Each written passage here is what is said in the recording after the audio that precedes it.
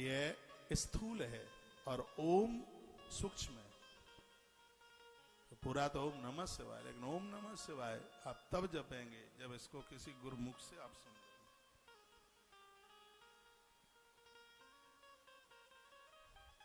जितने भी इस धरती पर जिन्होंने हमसे दीक्षा ली है,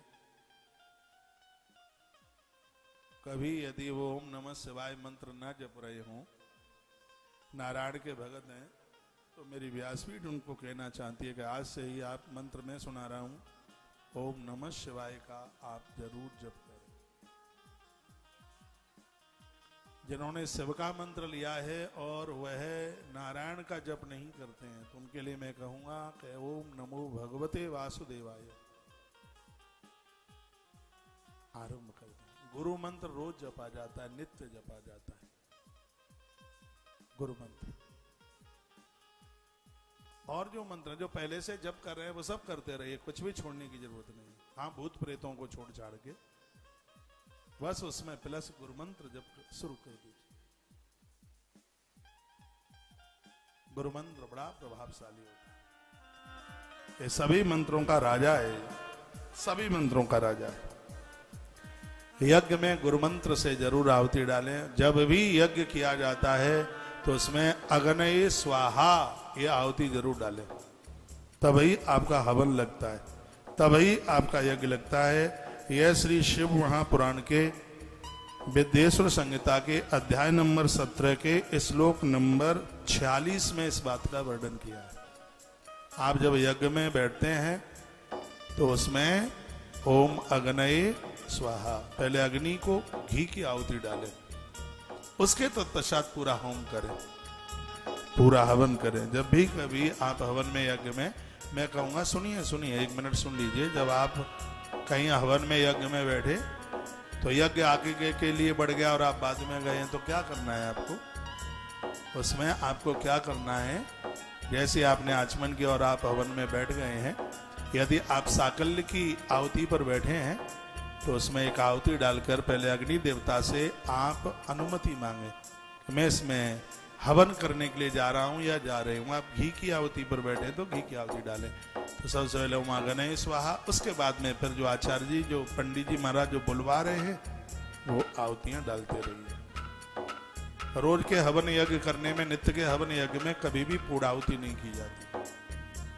गृह प्रवेश में पूर्णाहुति नहीं की जाती, बच्चों के विवाह में जो यज्ञ होता है उसमें भी पूर्णाहुति नहीं की जाती। पूर्णाहुति का मतलब गोला नहीं डाला जाता नारियल वाला। बच्चों के विवाह में, गृह प्रवेश के हवन में, और तीसरी बात मैंने कौन सी बताई, जो नित्य के यज्ञ में, जो रोजाना का यज्ञ है, जो रोज आप अग्निहोत्र करते हैं, उसमें भी पूर्णाहुति यानी नारियल का गोला नहीं डाला जाता। और जो आप गृह प्रवेश का यज्ञ किए हैं उसमें भी नारियल का गोला नहीं डाला जाता, यानी पूर्णाहुति नहीं की जाती। और एक जो बच्चों के विवाह के समय पर जो यज्ञ होता है उसमें भी कभी यज्ञ की पूर्णाहुति नहीं की जाती, और नारियल का गट नहीं डाला जाता उसमें। तो यज्ञ का आरंभ ओम अग्नये स्वाहा। बातें को समझ में आ रही हैं? होम के अंत में ब्राह्मण को दक्षिणा जरूर देवे, हाँ, क्योंकि दक्षिणा के बिना कोई भी याज्ञ का कर्म पूरा नहीं होता। हो जाए, शिव महापुराण की कथा आपने कराई है या आपने सावन किया है या 16 सोमवार किए हैं, तो वर्णन किया है कि एक ऐसी गैया दान में दें जिसके नीचे बछड़ा हो।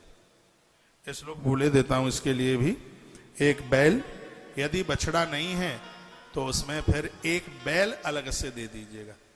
वर्णन है कि आपने गैया का दान किया, उसके नीचे बछिया ही और ज्यादा बढ़िया हो जाएगा, तो एक दूध देने वाली वो गैया और उसके साथ में एक बैल अलग से उसका दान कर दें, ऐसा वर्णन किया गया है। ऐसा कहा गया श्लोक नंबर 48 में ऐसा लिखा है, वर्णन किया। कपिलेना घृतेन्य जुहास्मेव चः, महाराज यदि कहीं आपने गैया के घी से हवन किया है तो देवता ऋणी हो जाएंगे।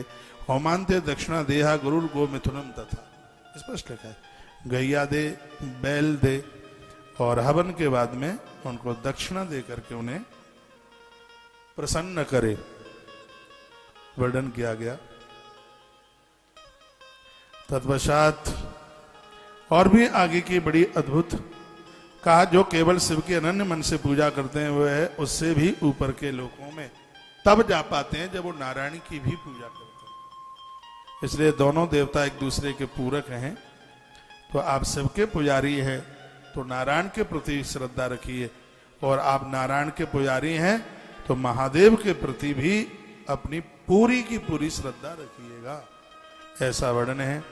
शिवलिंग को शिव समझें और अपने को शक्ति का स्वरूप समझते हुए वह पूजा। जो नीचे की जलेरी है उसमें भगवती का दर्शन करें, जो पिंडी है उसमें महादेव का स्मरण करके ही फिर आप जो पूजा करते हैं तो उस पूजा की बड़ी महिमा है अपने आप में। तो पूरे चैप्टर में इस बात को एक विशेष रूप से वर्णित किया गया है, बताया गया है कि बंधन मोक्ष सबके लिए ये भगवान शिवलिंग के पूजन की महिमा और महात्म्यता का वर्णन किया गया है। लिखा है जो भगवान शिव का अभिषेक किया है भैया मृत्यु के समय पर उसके प्राणों को निकलने में किसी भी प्रकार का कोई कष्ट नहीं होता, ऐसा वर्णन किया गया। एक बार जयकारा लगाइए बोलो भक्त वत्सल भगवान की जय हो, श्री हनुमंत बलवंत महाराज की जय हो, आज के आनंद की जय हो। जय जय श्री राधे श्री राधे श्री राधे श्याम। तत्पश्चात चारों वर्णों के लिए कहा गया है कि जो तेजस्वी तथा नित्य भगवान शंकर का अभिषेक करते हैं कि उनके चेहरे पर तेज सूर्य नारायण के बराबर होता है। नित्य भगवान शिव का जो रोजाना अभिषेक करते हैं, लिखा है ऐश्वर्यम पौरुषम विद्या अड़िमा अष्ट सिद्धिदम। भगवान शंकर का नित्य अभिषेक करने से अड़िमा आदि 8 सिद्धियां चल करके आ जाती हैं। शिव अभिषेक की इतनी बड़ी महिमा। ऐश्वर्यम बहुत बड़ा ऐश्वर्य मिलता है, पौरुषम बहुत बड़ा पुरुषार्थ मिलता है, विद्या अड़िमा अष्ट सिद्धिदम। यह श्री शिव महापुराण के विद्येश्वर संहिता के 18 नंबर के अध्याय के श्लोक नंबर 46 में बात कही गई है।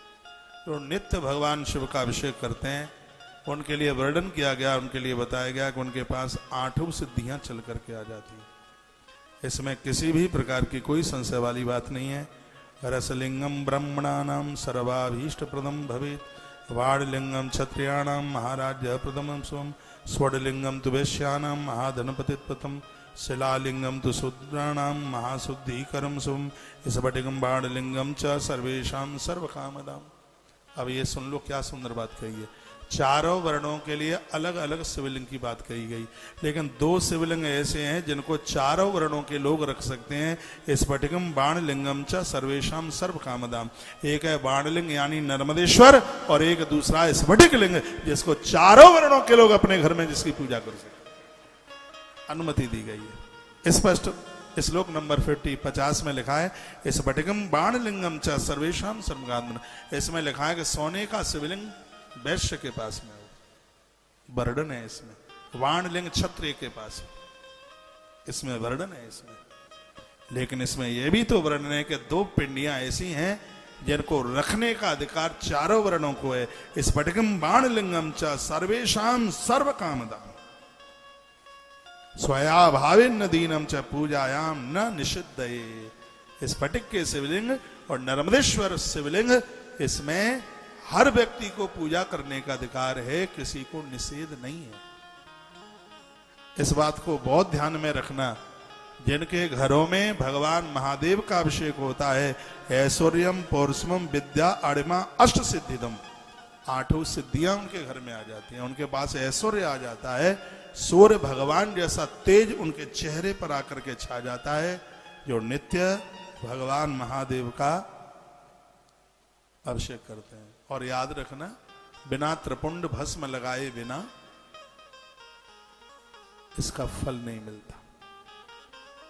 इसको अभिषेक करते समय रुद्राक्ष की माला कंठ में हो, भाल के ऊपर त्रिपुंड और महाभस्म लगी हुई हो। इसमें भस्म का महात्म्य, इसी शब्द पर महात्म्य नंदी ने पूछ लिया था।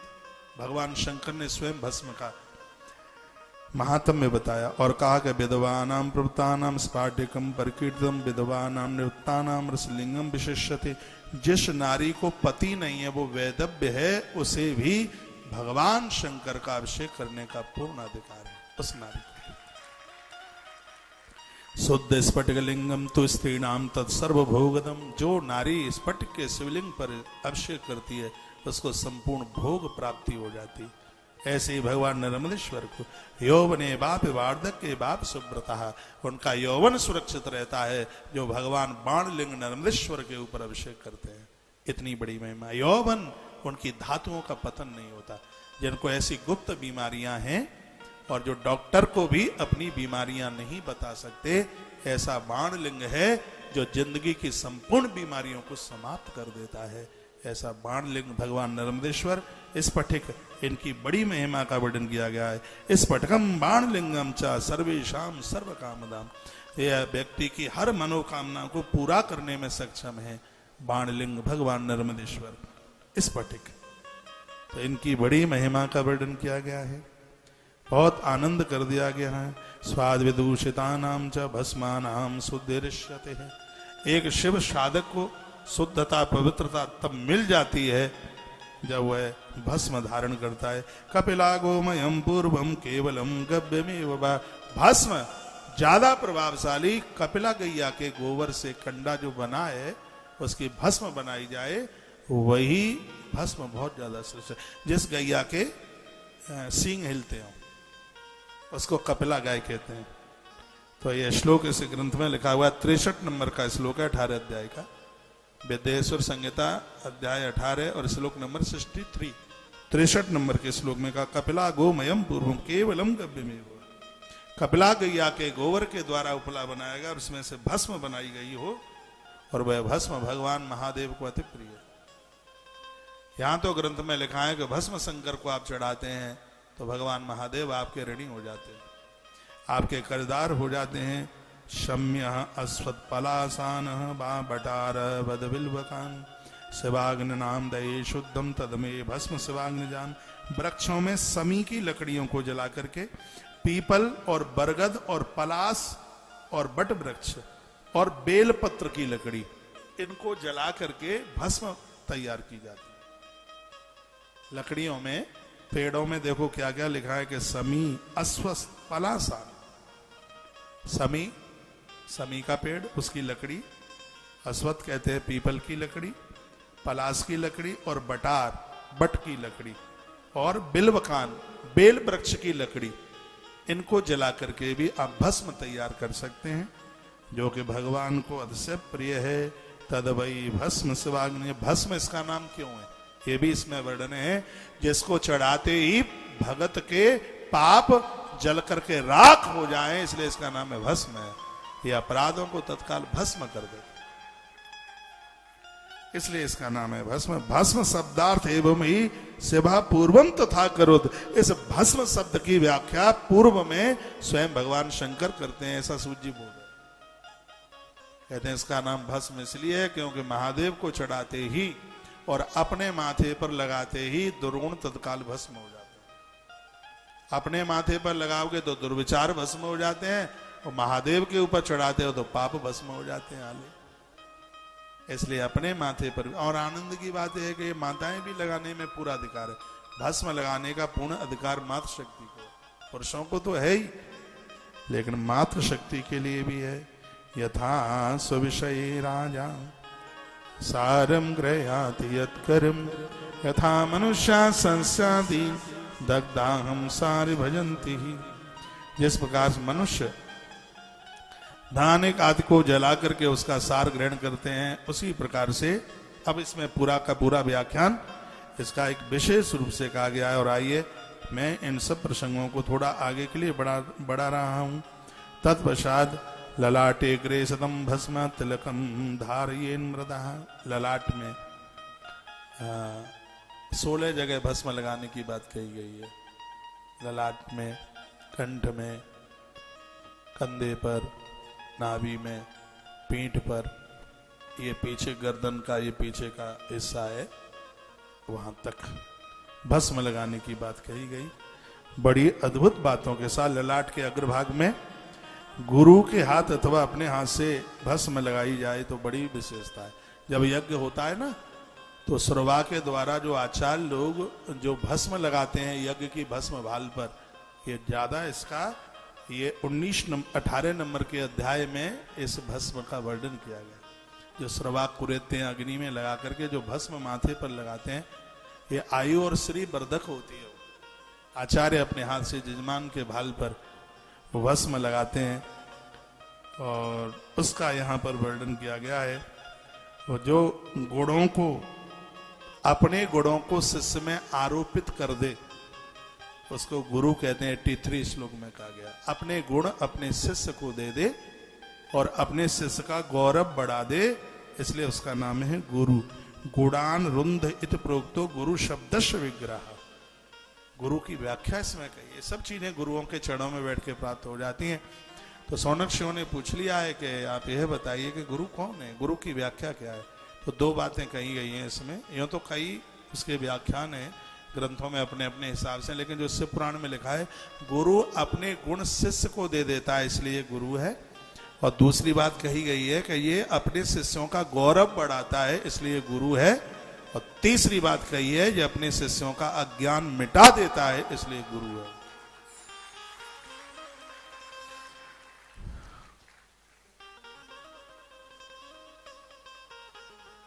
गुरु की भाषा, गुरु की वाणी, गुरु के गुण हमारे हृदय में उतर करके आ गए।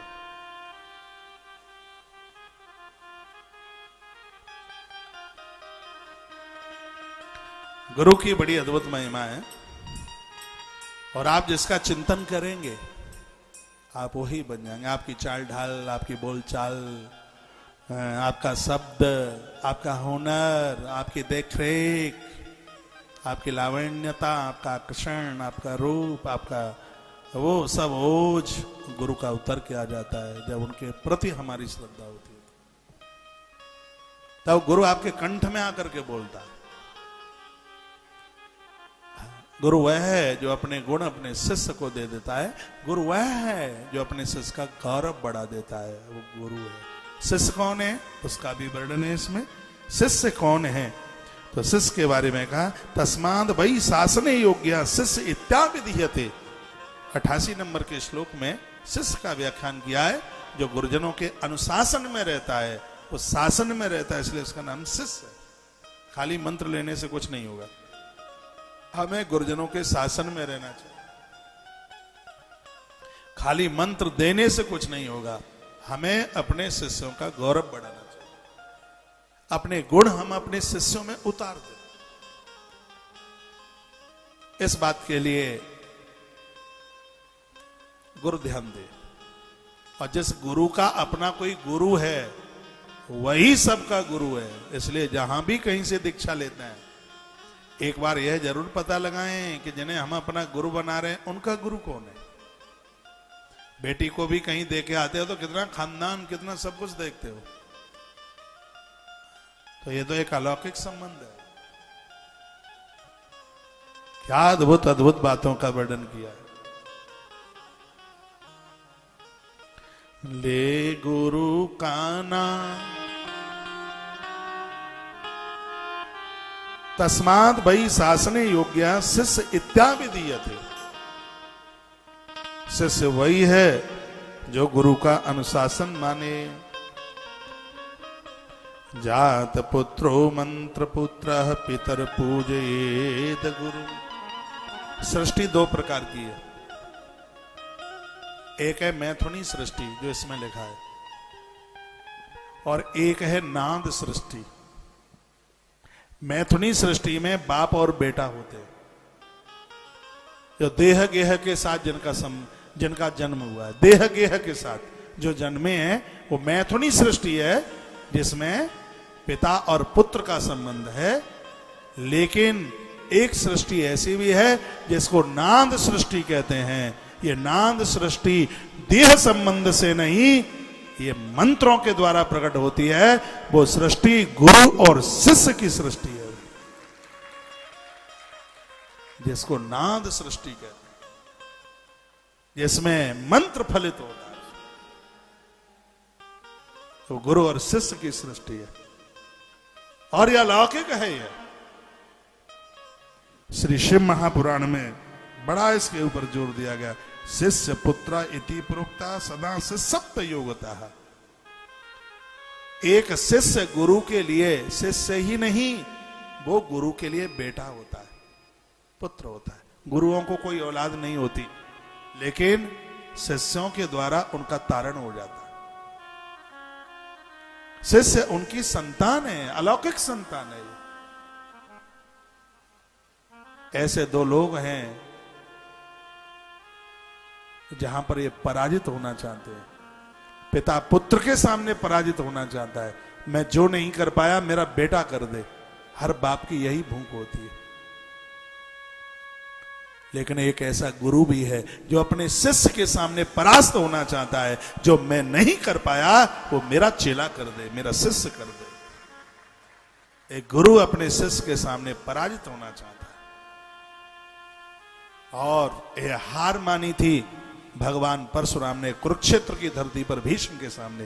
कहा, बेटा आज मेरा गुरुत्व धन धन हो गया और मैं तेरे सामने आज परास्त होना चाहता हूं। ये भगवान परशुराम ने भीष्म पितामह को कहा था कुरुक्षेत्र में। दोनों का युद्ध हुआ था। भीष्म ने कहा था, गुरुजी युद्ध नहीं कर रहा हूं मैं आपसे, मैं आपकी आज्ञा का पालन कर रहा हूं। आपने मुझे आज्ञा दी है युद्ध करने की, मैं उस आज्ञा का पालन कर रहा हूं। जब वो युद्ध चला, 3 दिन तक चला था, दिन रात, आंख में आंसू आ गए परशुराम भगवान के में। उन्होंने रो रो करके कहा, आज मेरा गुरु होना सार्थक हो गया, क्योंकि गुरु वही गुरु है जो अपने शिष्य के सामने परास्त हो जाए। परास्त होने का मतलब है अपने गुरु को, अपने शिष्य को बड़ा देखने में प्रसन्न हो जाए। शिष्य की तरक्की हो तो गुरुओं को अति प्रसन्न होना चाहिए, कुड़ना नहीं चाहिए, जलना नहीं चाहिए, उन्हें प्रसन्न होना चाहिए। लोगों को कहें, अरे तुम्हें पता नहीं है ये मेरा चेला है, मेरा शिष्य।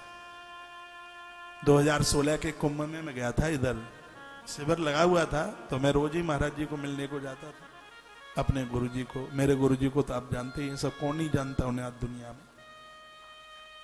रात्रि का कार्यक्रम चल रहा था, 9 बज रहे थे, मैं पंडाल में ही पहुंचा। महाराज जी आगे के सोफे पर बैठे हुए थे, उनके बगल में एक बड़े अच्छे संत बैठे थे, प्रेम भूषण जी महाराज, आप जानते हैं।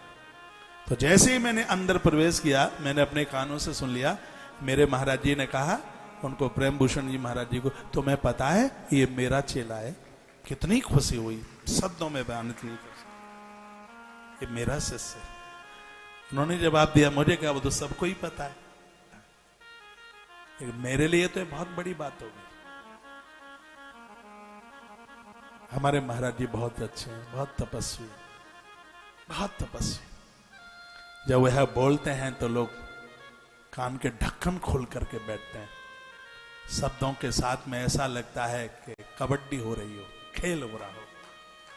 शब्द का श्रृंगार होता है उनके द्वारा, शब्द को पोशाक पहनाई जाती है। ये देख रहे हैं टीवी में आप, मेरे तो महाराज जी गुरु जी महादेव हैं। ये वो पिंडी वाला महादेव यही तो बन करके हमें सिखा रहा है, हमें बता रहा है, हमें दे रहा है। तो बात, गुरु मेरी पूजा, गुरु गोविंद, गुरु मेरा पार ब्रह्म, गुरु भगवंत, गुरु मेरी पूजा, गुरु गोविंद, गुरु मेरा पार ब्रह्म, गुरु भगवंत, गुरु मेरी पूजा, गुरु गोविंद, गुरु मेरा पार ब्रह्म, गुरु भगवंत, गुरु मेरी पूजा, गुरु गोविंद, गुरु मेरा पार ब्रह्म, गुरु भगवंत।